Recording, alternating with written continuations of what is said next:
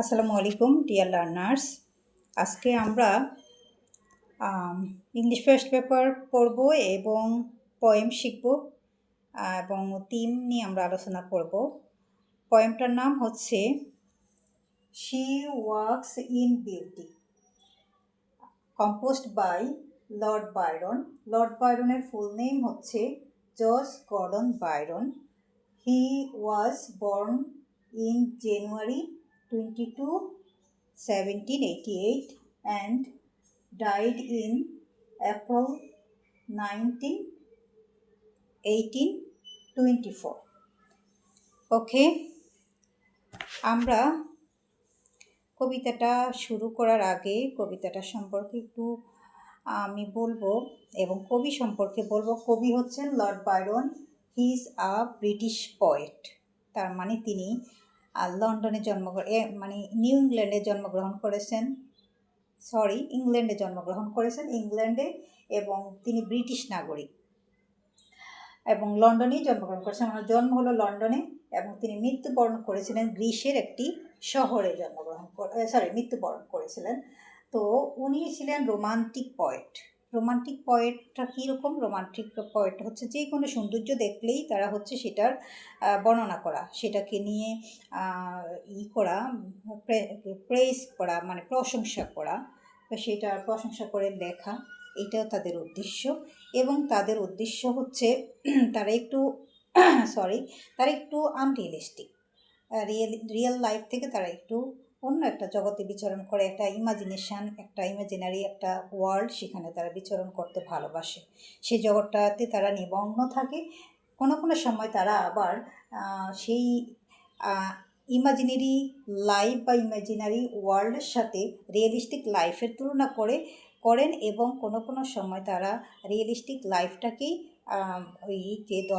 পাঠকদেরকে advice করেন যে realistic লাইফটাই হচ্ছে আসল, এটাকেই তোমরা আঁকড়ে ধরো, এটা বলে। তবে দুঃখ, যন্ত্রণা, যাতনাকে ভুলে থাকার জন্য তারা এই যে একটা ইমাজিনারি ওয়ার্ল্ড তৈরি করে এবং সেখানে তারা কিছুক্ষণ বিচরণ করে তাদের সেই দুঃখ যাতনাগুলোকে ভুলে থাকার চেষ্টা করে। এটা আমরা সবাই করি। তারা ওই ধরনের পয়েটরা যারা রোমান্টিক পয়েট। তো ইংল্যান্ডে একসময় রোমান্টিক মুভমেন্ট শুরু হয়েছিল। সেই মুভমেন্টের একজন সদস্য ছিলেন লর্ড বায়রন। এখন তার পয়েমটা পড়ব। সেখানে তিনি কি করেছেন? He compares two different things, darkness and brightness. এরকম আমাদের প্রাত্যহিক জীবনে আমরা সব কিছুতেই ভালো মন্দ আর মধ্যে একটা মিল দেখি, কখনো অমিল দেখি। তো ভালো দিকও আছে, সব কিছুর ভালো দিক আছে, খারাপ দিক আছে। আবার ভালো এবং মন্দ বা ডার্কনেস অ্যান্ড ব্রাইটনেস মানে অন্ধকার এবং আলো দুইটা মিলিত হয়ে একটা সৌন্দর্যের অবতারণা করে, সেইটাও আমরা দেখতে পাই। যেমন আমরা সকালবেলা খুব সুন্দর একটা স্নিগ্ধতা দেখতে পাই প্রকৃতির মধ্যে, মানে অন্ধকার দূরীভূত হচ্ছে, আলোটা আস্তে আস্তে করে ধেয়ে আসছে। এই যে একটা আভা তৈরি হয় সকালে, এত সুন্দর লাগে প্রকৃতিটা, অন্যরকম একটা গ্লোনেস, একটা বিউটি আমাদের সামনে প্রতীয়মান হয়। তখন আমরা মুগ্ধ হয়ে সকালবেলাটা কী করে উপভোগ করে। আবার গোধূলি লগ্নে কীরকম, আবার সূর্য অস্ত যাচ্ছে, মানে ব্রাইটনেসটা আস্তে আস্তে কী হচ্ছে, অন্ধকারে ঢেকে যাচ্ছে। এই একটা বিউটি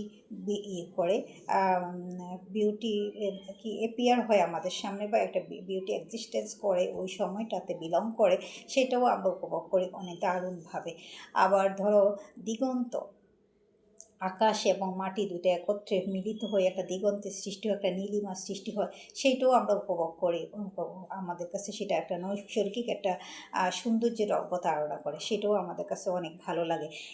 এই যে দুইটা বিপরীতমুখী দুইটা দিক যখন একটা সৌন্দর্যের একটা আবহ সৃষ্টি করে, বন্ধনের মাধ্যমে সন্ধিক্ষণের সৃষ্টি করে, সেই সন্ধিক্ষণটা এত সুন্দর হয়, এত পবিত্র হয়, এতটা নৈসর্গিক হয়। সেইটাই কবি এখানে একটা নারীর সৌন্দর্য ব্যক্ত করতে গিয়ে তিনি এখানে সেটা উপস্থাপন করেছেন। একটা নারী, একটু ব্যাকগ্রাউন্ড হচ্ছে লর্ড বায়রনের একটা কাজিনের ওয়াইফ। তার নাম হচ্ছে লিজা। পুরো নামটা আমি এই মুহূর্তে ভুলে গেছি। ওকে, সেই একটা পার্টিতে যায়। তো পার্টিতে গেলে সেখানে ওই নারীটাকে দেখে, ওই মহিলাটাকে দেখে, দেখে তার যে outward beauty, external beauty, physical beauty, এইটা দেখে তিনি মুগ্ধ হন। সেই সাথে তাকে যখন ভালোভাবে অবলোকন করেন ওই নারীকে, তখন দেখেন যে নারীর যে অ্যাপিয়ারেন্স, তার চাহনি, তার তারপরে হচ্ছে ফেশিয়াল এক্সপ্রেশন, বডিলি এক্সপ্রেশন, এগুলোর মধ্যে তিনি কথা বলছেন না, নারীটা কোনো কথা বলছে না, শান্ত শিষ্ট হয়ে বসে আছে, কিংবা তার মুভমেন্ট এত শান্ত, এত ধীর, এত ভদ্র, এত বিনয়ী। এই জিনিসগুলো, তার ইনার যে গুডনেসটা আছে, যেটাকে আমরা বলি গুণাবলী, সেই গুণাবলীগুলো তার শারীরিক সৌন্দর্যের সাথে মিলেমিশে একাকার। মানে শারীরিক সৌন্দর্যটা যতটা সৌন্দর্য, তার ইনার বিউটিগুলো যখন বেরিয়ে আসছে তার বিভিন্ন এক্সপ্রেশনের মাধ্যমে, সেটাকে আরও বেশি সৌন্দর্যের করে অবতারণা করে, আরও বেশি সৌন্দর্য বৃদ্ধি করে দেয়। এইটাই কবি এখানে করছেন, হাইলাইট করছেন, ফোকাস করছেন, সেটা আমরা এখন পড়ব। আর হচ্ছে আরেকটা বিষয় যেটা তিনি করেছেন, সেটা হচ্ছে যে হচ্ছে যে না বললেন যে মানে বডিলি বিউটি অ্যান্ড মাইন্ড, মানে হচ্ছে বডি অ্যান্ড মাইন্ডের যে কম্বিনেশন, কিংবা আরেকটা কি বলেছিলাম যে হচ্ছে আধার মানে অন্ধকার, ডার্কনেস এবং ব্রাইটনেসের কম্বিনেশন, ব্যালেন্স, এগুলো উনি এখানে অনেক সুন্দরভাবে উপস্থাপন করেছেন। বলেছেন যে মানুষের পবিত্রতা, একটা মানুষ কতটা পবিত্র, কতটা গুণের অধিকারী, কতটা তিনি সত্যবাদী, সেটা তার আচরণে প্রকাশ পায়, বা তার বডিলি এক্সটার্নাল মানে তার শরীর, মানে অবয়বের মধ্যে, চাহনির মধ্যে সেটা ফুটে ওঠে। আমরা একটা কথা বলে থাকি যে face is the index of mind, অথবা বলি চোখ যে মনের কথা বলে, যে এই যে এগুলো, যে মানে মুখ দেখলে বোঝা যায় মনের খবর, তাই না? মুখ দেখে মনের খবর বোঝা যায়। এই জিনিসগুলোই তিনি এখানে ফুটিয়ে তুলেছেন। আমি পয়েমটা পড়ছি, তোমরা আমার সাথে থাকো। She walks in beauty like the night of cloudless climes and starry skies. She walks in beauty. সে বলছে তিনি সৌন্দর্যে হাঁটছেন, লাইক দ্য নাইট, রাতের মতো, অফ ক্লাউডলেস ক্লাইমস মানে ওয়েদার, আবহাওয়া। মনে হয় যেন রাতটা কেমন, ক্লাউডলেস মানে নির্মেঘ একটা আবহাওয়া, এবং অ্যান্ড স্টেয়ার স্কাইজ, এবং স্কাইটা কেমন যেন তারকাখচিত একটা তারকাখচিত আকাশ। ওই রাতের মধ্যে তিনি যেন একটা সৌন্দর্য নিয়ে হাঁটছেন, মানে তারকাখচিত রাতে, মেঘমুক্ত আকাশে, তারকাখচিত আকাশে দিকে তাকালে যে সৌন্দর্য দেখা যায়, তার সে দৈহিক সৌন্দর্যটা মনে হয় যেন এত সুন্দর। And all there's best of dark and bright meet in her aspect and her eyes. বলছে যত ধরনের সর্বোত্তম সৌন্দর্য আছে অন্ধকার এবং ব্রাইটনেসের মধ্যে, আলোর মধ্যে, সব কিছু যেন তার অ্যাসপেক্ট, তার মুখ এবং তার চোখের মধ্যে এসে মিলিত হয়েছে। হ্যাঁ, মানে হচ্ছে সৌন্দর্যের যে হয়তো চুলগুলো অনেক কালো চুল, ব্রুগুলো কালো, তারপরে হচ্ছে কি বলে, পাপড়িগুলো কালো, আবার দেখা গেছে এই গালগুলো ফর্সা সুন্দর, ঠোঁটগুলো গোলাপি। এই যে একটা কালো শারীরিক সৌন্দর্যের একটা ভিতরেই বিভিন্ন ধরনের কিছু কালো, কিছু কোনো জায়গায় ফর্সা, কোনো জায়গায় গোলাপি, এই যে একটা সৌন্দর্যের কম্বিনেশন, সেইটা আবার তিনি সেই বডিলি যে বিউটি, এটাকে তিনি তুলনা করছেন কিসের সাথে, যে একটা প্রকৃতির সাথে, মেঘমুক্ত প্রকৃতির সাথে, মেঘমুক্ত আকাশের সাথে। যে মেঘমুক্ত আকাশটা এত সুন্দর হয়, রাতের আকাশটা এত সুন্দর, রাত কিন্তু অন্ধকার, কিন্তু সেখানে যদি তারকাখচিত আকাশ থাকে, তাহলে রাতটা কত সুন্দরের একটা আবহ সৃষ্টি করে। সেটা তিনি এই যে নারীর দৈহিক সৌন্দর্যের সাথে তুলনা করে এইভাবে আমাদের কাছে উপস্থাপন করেছেন। মানে নারীর এক্সটার্নাল বিউটিটাকে তিনি কী করছেন, প্রশংসা করছেন, তার স্তুতি গান গাইছেন। Thus mellowed to that tender light which heaven to gaudy day denies. Thus mellowed, এইভাবে মেলোড পরিপক্ক, to that tender light, tender মানে হচ্ছে কচি, হ্যাঁ, মানে কোমল, এখানে আমরা কোমল বলবো, কোমল আলোতে কি যেভাবে পরিপক্ক একটা আলো যেভাবে একটা কোমল আলোতে পরিণত হয়, with haven to gaudy day denies, যেখানে আকাশ আকাশ একটা গডি ডে মানে হচ্ছে সানি ডে, রৌদ্র উজ্জ্বল দিন, ডিনাইজ অস্বীকার করে। বলছে একটা রৌদ্র উজ্জ্বল দিন যেভাবে আকাশকে দিতে কি করে অস্বীকার করে, তেমনি অস্বীকার করে হয়তো, কিন্তু একটা এই যে নারীর সৌন্দর্যটা এত এত বেশি পরিমাণে সেটা এত বেশি এক্সপ্রেসিভ হয়ে যাচ্ছে যে যেন একটা দিন কার্পণ্য করতে পারে, রৌদ্রোজ্জ্বল দিন এরকম সৌন্দর্য বিলাতে কার্পণ্য করতে পারে, কিন্তু নারীটা কার্পণ্য করছে না, বা নারীর দেহটা কার্পণ্য করছে না, মানে অকাতরে ঝরে পড়ছে তার সৌন্দর্য এত সুন্দর। One shade the more, one ray the less, had half impaired the nameless grace. বলছে একটা শেড হয়তো বা বিস্তারিত, অন্য একটা, আর রেটা হচ্ছে হয়তো বা একটু ছোট, ছোট রে মানে রশ্মি হয়তো ছোট বা অল্প পরিমাণ।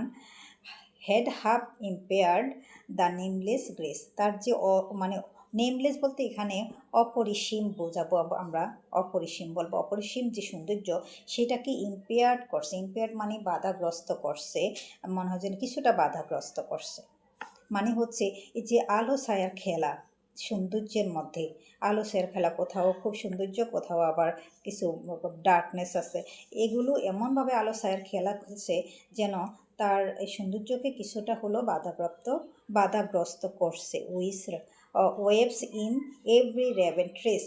আচ্ছা, এখানে বলছে যেন, যেটা আমরা কি করি, রেভেন মানে ইয়া থেকে এসছে, কাক সদৃশ, হ্যাঁ, কাক থেকে এসছে, কাকের ট্রেস পালক পুচ্ছ, কাক কেমন খুব কালো কুচকুচে, বলছে ওই যে কালো কুচকুচে যেই ইয়েটা হচ্ছে কুচকুচে যে পালকটা, যেটা যেমন সেটার মধ্যে যেমন একটা অন্যরকম সৌন্দর্য ওয়েভ করে, মানে তরঙ্গের সৃষ্টি করে, ঢেউ খেলে যায়, or softly lightens over her face, অথবা তার পুরো ফেসের উপরে একটা মিষ্টি মধুর নীরব একটা শান্ত একটা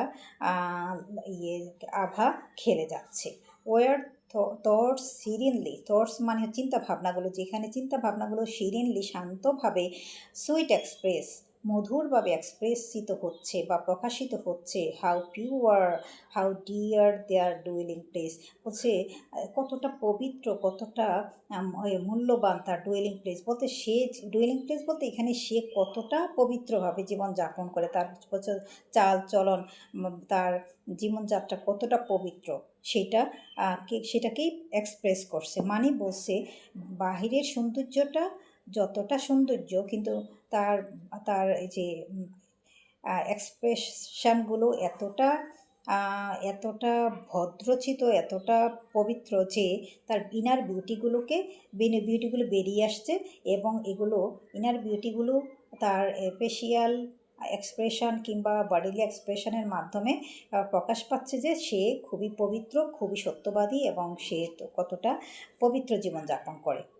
and on that cheek and over that brow, বলছে ওই গালে এবং ওই ব্রুতে অথবা ওই কপালে, ব্রু বলতে পারি, কপাল বলতে পারি, ওই কপালে সো সফট সো খাম ইয়েট ইলোকেট, বলছে কতটা সফট, কতটা কোমলতা, কতটা শান্ত, তারপরে ইয়েট ইলোকেট, কিন্তু এগুলো এত বাকপটু, ইলোকেন্ট মানে বাকপটু, এক্সপ্রেসিভ, যে চোখ যে তার মনের কথা বলে না, চোখ যেন মনের কথা বলবো না, চোখে মুখে কথা ফুটে ওঠে, চোখ অনেক সময় মনে হচ্ছে চোখ মুখ যেন কথা বলে, তাই না? তো বলছে খুবই শান্ত ধীর, সব কিছু ঠিক আছে, কিন্তু এগুলো চাহনিগুলো এমন যে যেন কত কথা বলছে। The smiles that win the teens that glow, বলছে স্মাইলটা সবাইকে জয় করে নিচ্ছে, সবার হৃদয়কে জয় করে নিচ্ছে। দ্য টিনস দ্যাট গ্লো, এবং গ্লো মানে হচ্ছে দ্যাট গ্লো এখানে ভার্ব হিসেবে ব্যবহৃত হয়েছে, টিন্স দ্যাট গ্লো, বলছে আভাগুলো, টিন্স মানে আভা, এই যে তার মুখের মধ্যে একটা অন্যরকম আভা ছড়িয়ে আছে, সেই আভাগুলো এমন জল করছে। বাট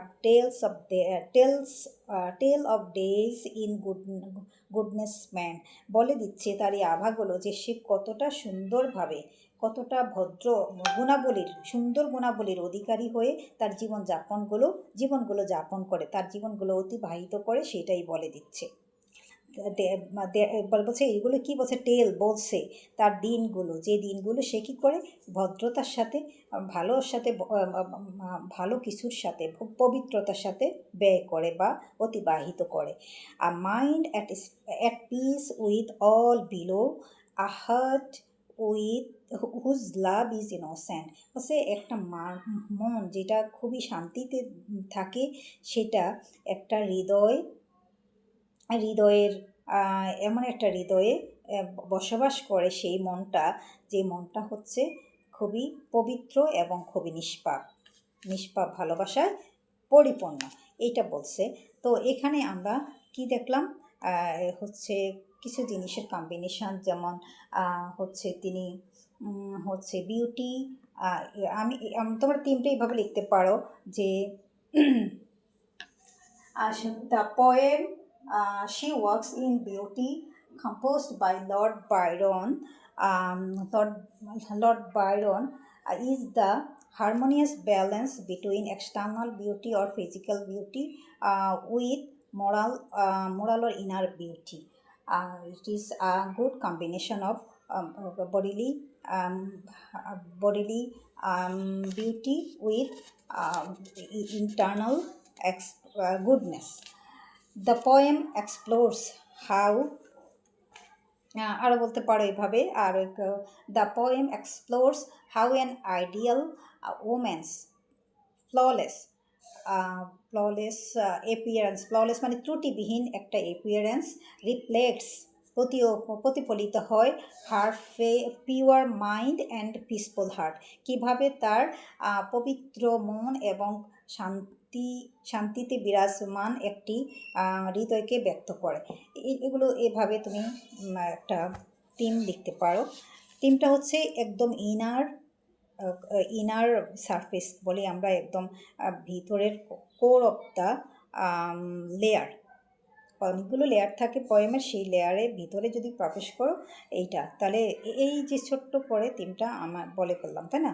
এভাবে লিখতে পারো। তাহলে আমরা এখানে কি কি দেখতে পাই, এখানে তিনি ব্যালেন্স করছেন কিসের সাথে, হারমোনির সাথে, না এখানে হারমোনি এবং ব্যালেন্স দেখতে পাই। কিসের হারমোনি এবং ব্যালেন্স দেখতে পাই, হচ্ছে বডিলি বিউটির সাথে ইনার বিউটির একটা হারমোনি অ্যান্ড ব্যালেন্স। হ্যাঁ, হারমোনি মানে মিলবন্ধন এবং ভারসাম্যতা।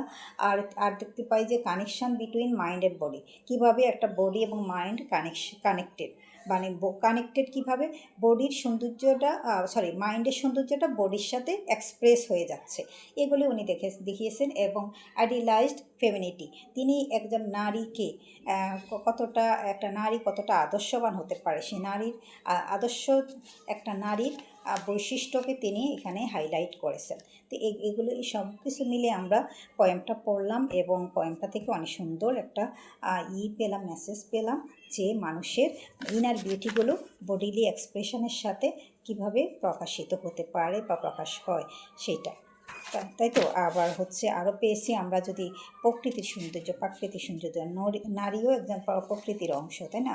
মানুষ একজন প্রকৃতির অংশ।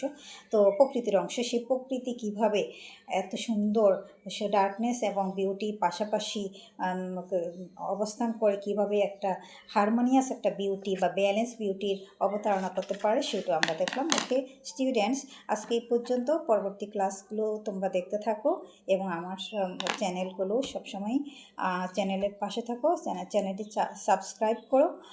আল্লাহ হাফেজ, ভালো থাকো, সুস্থ থাকো এবং বেশি বেশি